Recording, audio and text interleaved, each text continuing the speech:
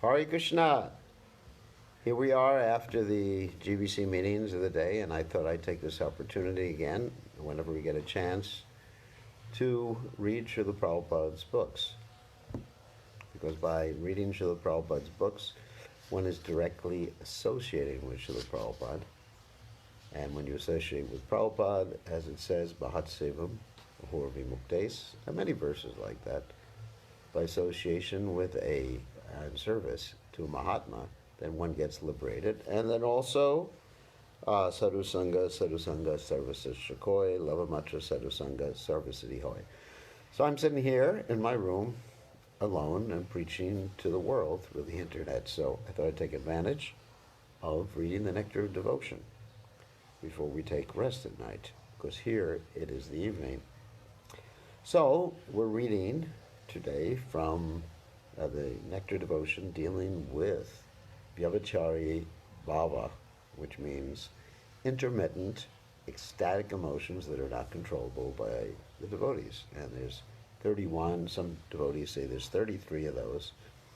So, here we go. Om Gana Timidandasha Gananjana Shlakaya Chakshur and Mritam Yena Tasmai Shri Gurave Namaha.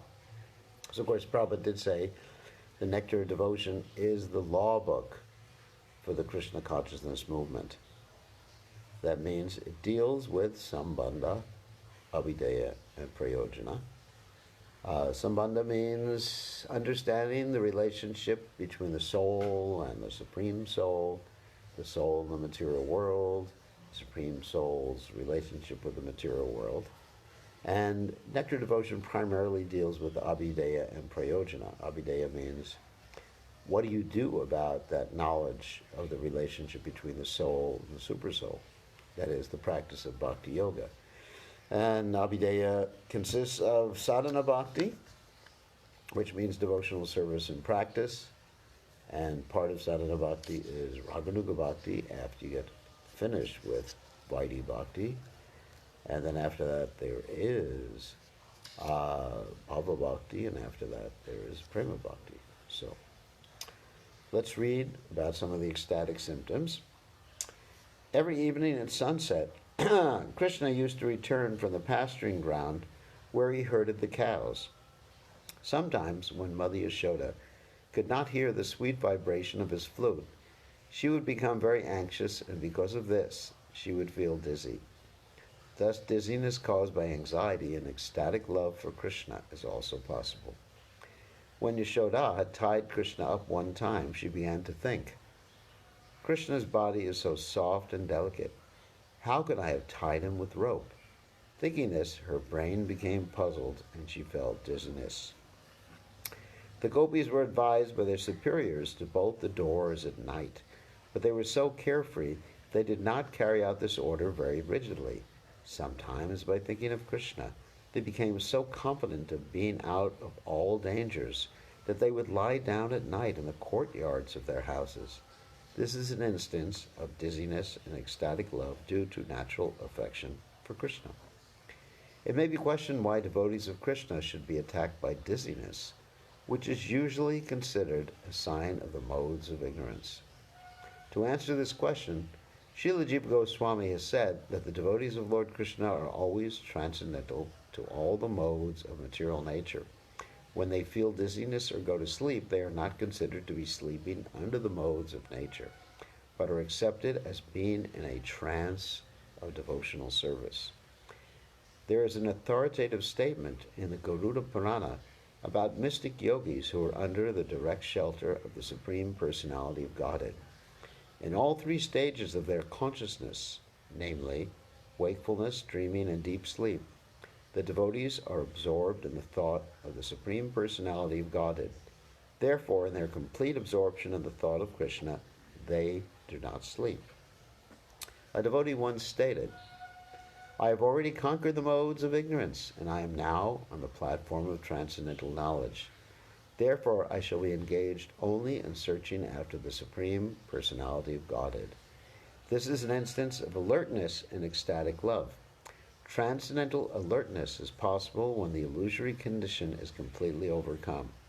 At that stage, When in contact with any reaction of the material elements, such as sound, smell, touch, or taste, the devotee realizes the transcendental presence of the Supreme Personality of Godhead. In this condition, the ecstatic symptoms, that is, standing of the hair on the body, rolling of the eyeballs, and getting up from sleep, are persistently visible. When Srimati Radharani first saw Krishna, she suddenly became conscious of all transcendental happiness, and the functions of her different limbs were stunned. When Lalita, her constant companion, whispered into her ear the holy name of Krishna, Radharani immediately opened her eyes wide. This is an instance of alertness caused by hearing the sound of Krishna's name. One day, in a joking mood, Krishna informed Radharani, "My dear Radharani, I am going to give up your company." Upon saying this, he immediately disappeared, and because of this, Radharani became so afflicted that the hue of her body changed, and she immediately fell down upon the ground of Vrindavana. She had practically stopped breathing, but when she smelled the flavor of the flowers on the ground, she awoke in ecstasy and got up. This is an instance of transcendental alertness caused by smelling. When Krishna was touching the body of one gopi, the gopi began to address her companion thus, "My dear friend, whose hand is this touching my body? I have become very afraid after seeing the darkened forest on the bank of the Yamuna, but suddenly the touch of this hand has saved me from hysterical fits." This is an instance of alertness caused by touching. One of the gopis informed Krishna, "My dear Krishna, when you disappeared from the arena of the Rasa dance, our most dear friend Radharani immediately fell on the ground and lost consciousness. But after this, when I offered her some of your chewed betel nut remnants, she immediately returned to consciousness with jubilant symptoms in her body." This is an instance of alertness caused by tasting. One night, Srimati Radharani was talking in a dream. "My dear Krishna," she said, "please do not play any more jokes on me. Please stop, and please don't touch my garments either. Otherwise I shall inform the elderly persons, and I shall disclose all of your naughty behavior." While she was talking like this in a dream, she suddenly awoke and saw some of her superiors standing before her. Thus Radharani became ashamed and bowed her head. This is an instance of alertness after awakening from sleep. There is another instance of this. A messenger from Krishna came to Srimati Radharani while she was sleeping, and Radharani immediately awakened. Similarly, when Krishna began to blow on his flute in the middle of the night, all the gopis, the beautiful daughters of the cowherd men, immediately got up from their sleep. There is a very beautiful comparison made in this connection. The lotus flower is sometimes surrounded by white swans, and sometimes it is surrounded by black wasps who are collecting its honey. When there is thundering in the sky, the swans go away, but the black wasps stay to enjoy the lotus flowers. The gopi's sleeping condition is compared to the white swans, and the sound of Krishna's flute is compared to the black wasp. When Krishna's flute sounded, the white swans, which represent the sleeping condition of the gopis, were immediately vanquished, and the black wasp sound of the flute began to enjoy the lotus flower of the gopis' beauty. So that's the end of chapter 30. Now, chapter 31 talks about additional symptoms. All the above mentioned 31 symptoms of ecstatic love are called vyabhichari, or disturbing. All these symptoms refer to apparently disturbed conditions. But even in such disturbed conditions, there is acute ecstatic love for Krishna. These symptoms, however, can be divided into three groups: first class, second class, and third. There are many disturbing symptoms in ecstatic love, such as envy, anxiety, pride, jealousy, conclusion, cowardliness, forgiveness, impatience, hankering, and regret, doubtfulness, and impudence. These are included in the 31 conditions of ecstatic love. Srila Rupa Goswami has very nicely analyzed the different kinds of disturbing symptoms. And although it is very difficult to find the exact English equivalents for many Sanskrit words used here, his analysis will now be presented. When one becomes malicious upon seeing another's advancement of life, his state of mind is generally called envy. When one becomes frightened at seeing a lightning bolt in the sky, that fearfulness brings on anxiety. Therefore, fearfulness and anxiety may be taken as one. When someone wants to hide his real mentality, it is called avahitva, or concealment. When a person wants to exhibit superiority, it is called pride. Both of these can be classified under pretension. In a pretentious attitude, both avahita and pride are to be found. When one cannot tolerate an offense committed by another, it is called amarsha. And when one cannot tolerate the opulence of another, it is called jealousy. Jealousy and amarsha are both caused by intolerance. When one is able to establish the correct import of a word, it can be called conclusiveness. And therefore, such a conclusive determination of import, there must be thoughtful consideration. Therefore, the act of consideration is present during the establishment of a conclusion. When one presents himself as ignorant, it is called humility. And when there is an absence of enthusiasm, it is called cowardice. Therefore, in humility there is cowardice also. When the mind is steadfast, it is called enduring, and when one can tolerate others' offenses, that is called endurance. Therefore, forgiveness and endurance can be synonymous. When one is anxious for time to pass, that is called impatience. And when one sees something wonderful, one is said to be struck with wonder. Impatience may be caused by being struck with wonder, and so impatience and being struck with wonder can be synonymous. When anxiety is in its dormant state, it is called hankering. Therefore, anxiety and hankering can also be synonymous. When one becomes regretful for some offense, his feeling is called bashfulness. In this way, bashfulness and regret can be synonymous. Doubtfulness is one of the aspects of argument. After exhibiting impudence, one becomes restless. Therefore, restlessness and impudence can be synonymous. When all such symptoms are included in ecstatic love, they are called anchari, or continuously existing ecstatic symptoms. All these symptoms are transcendental and they are exhibited in different ways, acting and interacting under different conditions. They are like the reciprocation of love between the lover and beloved. When a person is envious or defamed, there may be a change in the color of his body. This may be classified as vibhava or sub-ecstasy. Sometimes illusion, collapse, and strong anxiety are also considered to be vibhava. When there are many such symptoms, they can simply be grouped together under ecstatic love. Srila Rupa Goswami says that fright, sleep, fatigue, laziness, and the madness of intoxication are sometimes grouped under continuous symptoms of ecstatic love, and they are due to strong attraction. False argument, determination, steadiness, remembrance, joyfulness, ignorance, humility, and unconsciousness are also different symptoms of ecstatic love. Dependence is also grouped under ecstatic love, and this can be divided into superior dependence and inferior dependence. The direct differentiations between superior and inferior dependence are ascertained by Srila Rupa Goswami and will be presented in due course. One devotee exclaimed, "Oh, I cannot see the district of Mathura, even though by simply hearing the name of Mathura, the hairs of my body are standing up. I cannot see the place. So what use are my eyes?" This statement reveals a strong anxiety to see the district of Mathura, resulting from a strong attachment to Krishna. There's another instance of this strong attachment for Krishna expressed by Bhima, when he began to murmur, "My arms are just like thunderbolts, but despite these arms I could not smash Shishupala while he was blaspheming Krishna. Therefore, of what use are these strong arms?"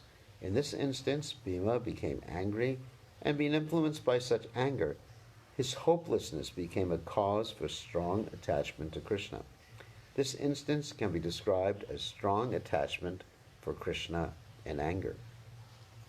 When Arjuna witnessed the universal form of Krishna, whose dazzling teeth were practically devouring the very existence of the universe, Arjuna's mouth became dried up.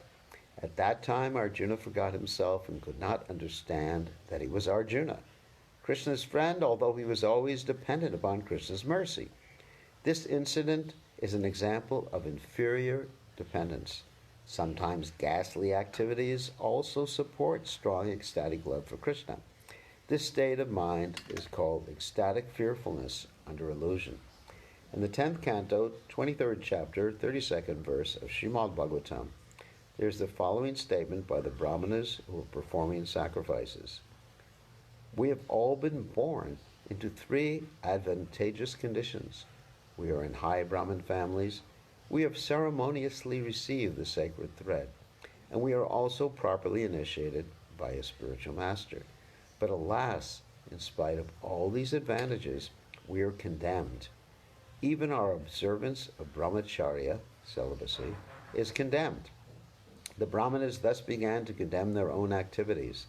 They realized that in spite of being so elevated by birth, education, and culture, they still were under the spell of the illusory energy.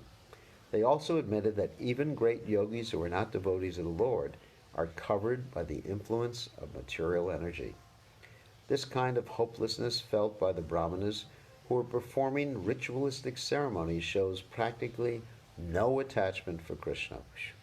There's another hopelessness, however, which shows attachment for Krishna.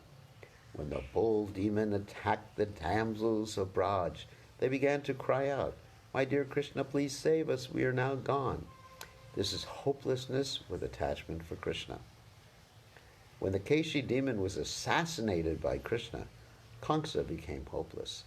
He said, "Keshi Daichu was as dear to me as my own life, but he has been killed by some coward boy who is crude, uneducated, and ignorant of fighting. Even though I have defeated the King of Heaven without difficulty, still I do not know the value of life." Because of this hopelessness, because this hopelessness has a slight touch of attraction for Krishna, it is considered to be a reflection of ecstatic love and hopelessness. Kamsa once rebuked Akrura by saying, "You are such a fool that you are accepting the Supreme Personality of Godhead to be a coward boy simply because he has defeated some harmless water snake. The boy may have lifted one pebble called Govardhan Hill, but what is more surprising than that is your statement that this boy is the personality of Godhead." This is an instance of a maliciously opposing element caused by hopelessness and ecstatic love for Krishna. One devotee tried to console a kadamba tree when the tree was lamenting because Krishna had not touched even its shadow.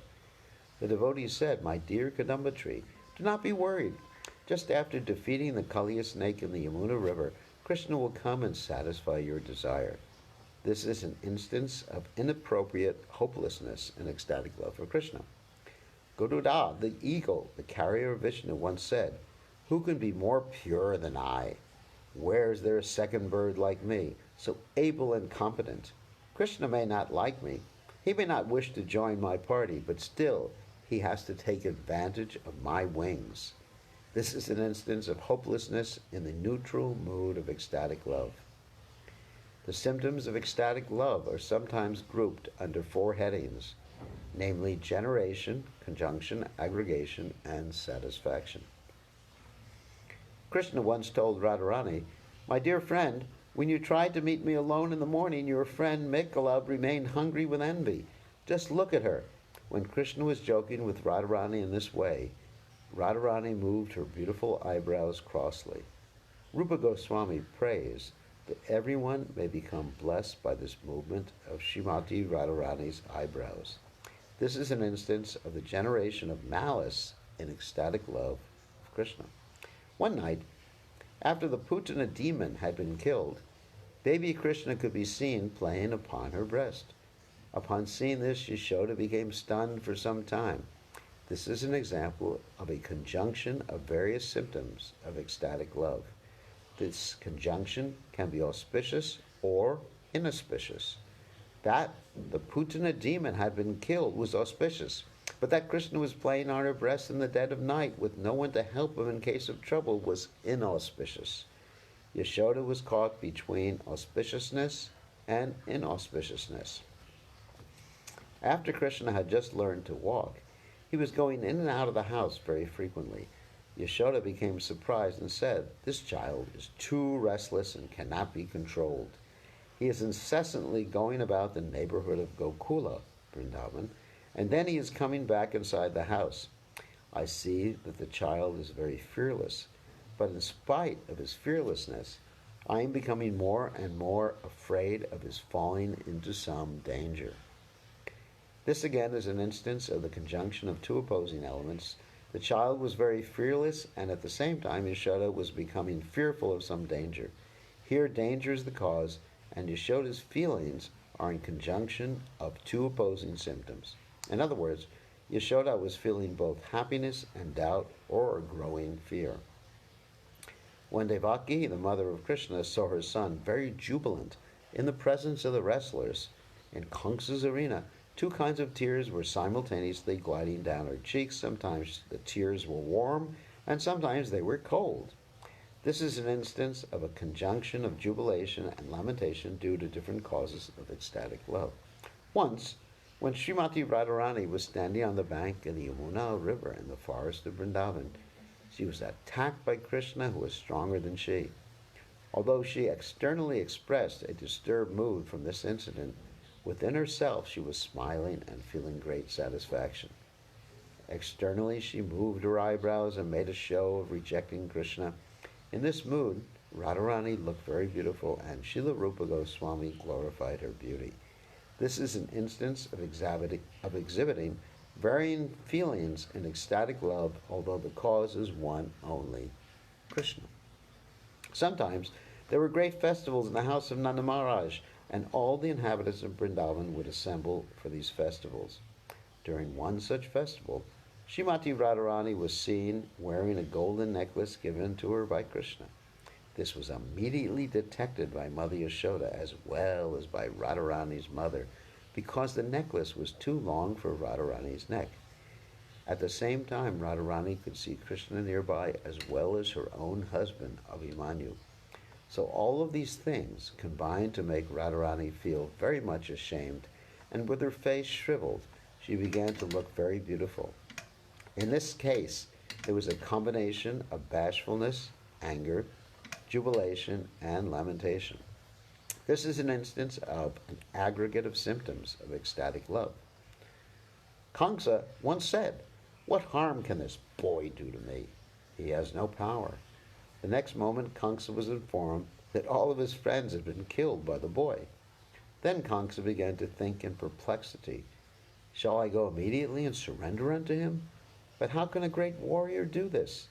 The next moment he thought, "Why should I be afraid of him? There are still so many wrestlers standing to support me." But the next moment he began to consider, "The boy is certainly not common because he has lifted Govardhan Hill with his left hand. So what can I do in this connection? Let me go to Vrindavan and inflict pains on all the residents there, but still I cannot even go out because my heart is trembling from fear of this boy." This condition of Kamsa's mind reveals an instance of pride, lamentation, humility, determination, remembrance, doubtfulness, anger, and fear. Actually, 8 different symptoms comprise the mental condition of Kamsa. This is another instance of an aggregate of symptoms in hopeless ecstatic love. One householder devotee once said, "My Lord, I am so wretched that these 2 eyes are never desiring to see the glorious city of Mathura. Therefore my eyes are actually condemned. I am nicely educated, but my education has simply been used in government service. I have not considered formidable time, stronger than anything else, which creates and annihilates everything. To whom shall I leave all of my wealth and fortune? I am becoming older and older. What shall I do? Shall I execute devotional service from here at home? This I cannot do because my mind is being attracted by the transcendental land of Vrindavan. This is an instance of hopelessness, pride, doubtfulness, patience, lamentation, determination, and eagerness, an aggregation of 7 different symptoms and ecstatic love for Krishna. There's a proverb in Sanskrit which says, disappointment gives rise to the greatest satisfaction. In other words, when one's sentiment or ambition becomes too great and is not fulfilled until after seemingly hopeless tribulation, that is taken as the greatest satisfaction. Once the cowherd boys in Vrindavan were vainly searching after Krishna for a long time, and for that reason their faces became blackened, and their complexions appeared faded. Just then they could hear on the hill a faint vibration from Krishna's flute. Immediately all of them became very much gladdened. This is an instance of satisfaction in the midst of disappointment. Srila Rupa Goswami says that although he has no expert knowledge about the sounds and meanings and mellows of the symptoms of ecstatic love, he has tried to give some examples of different varieties of love for Krishna. He further states that the 31 disturbing symptoms of ecstatic love, plus 9 other symptoms, all taken together equal 40 primary symptoms of ecstatic love. These symptoms create transformations of bodily activities as well as movements of the senses. All of them can be accepted as different feelings of the heart. Sometimes some of the feelings are quite natural. Sometimes some of the feelings are just temporary appearances. Those symptoms, which are very natural, always remain, both within and without the devotee. As one can detect the color of dye of cloth was soaked, the color of dye that a cloth was soaked in by looking at the cloth, so simply by understanding the different signs of these symptomatic features, one can understand the actual position. In other words, attachment for Krishna is one. Nevertheless, there exist different kinds of devotion. Feeling tinged red appears red, so the temporary appearance of a certain type of feeling can be detected or observed by the specific ecstatic symptom. In fact, all the different humors and mellows of the devotees possess various specific feelings within the mind. And according to these differences, the symptoms of ecstatic love appear in different forms and degrees. If one's heart is highly elevated, grave, and magnanimous, or if one's heart is rough and crude, different symptoms of ecstatic love will appear, influenced by the condition of the heart. Actually, people cannot generally understand such different qualities or mentality. But when the heart is very soft or gentle, these symptoms become very easily visible and one can understand very clearly. The heart of one who is highly elevated and grave is compared to gold. If one's heart is very soft and gentle, his heart is compared with a cotton swab. When there is ecstatic sensation within the mind, the golden heart or grave heart is not agitated, but the soft heart immediately becomes agitated. To offer another example, a grave, magnanimous heart is compared to a great city and a soft heart to an insignificant cottage. There may be many lights or even great elephants in a big city, but no one will take particular notice of them. But when such lights or elephants are seen near a small cottage, everyone can distinctly point them out. So we'll stop here for today. It's nice seeing everybody online. Everyone, Tulsi Manjari, Anton, Madeira, Bittu, Leela Shakti, Gopal Patel, Moy Udava, Saraswati, Udava, Gopinath, Nitai Rai, Gopidasi, Gorman, Samuel, Anton, Prema Manjari, Champakalata, and Sadhvi. So it's nice to see everybody joining us. And so we'll try to do this each evening to read from Srila Prabhupada's books before we take rest. And this hopefully will keep us Krishna conscious throughout the rest of the day, because reading Srila Prabhupada's books is the same as being with Srila Prabhupada, because it is Prabhupada's Vani expansion, which is more important, as Srila Prabhupada himself stated, than Vapu or the physical form of the spiritual master. All glory is to His divine grace, Srila Prabhupada ki jai.